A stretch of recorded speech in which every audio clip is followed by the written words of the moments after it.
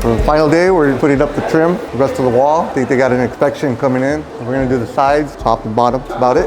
Is everything gonna work out okay? Of course it's gonna work out, dude. It always works out.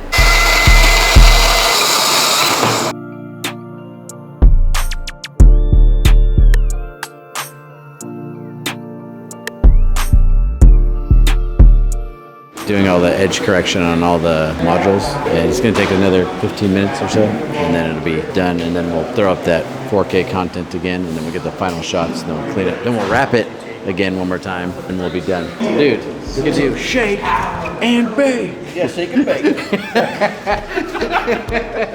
Shake and bake.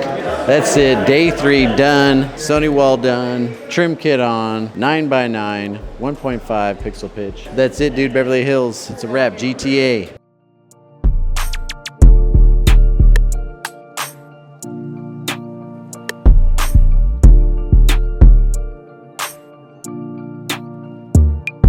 We're out.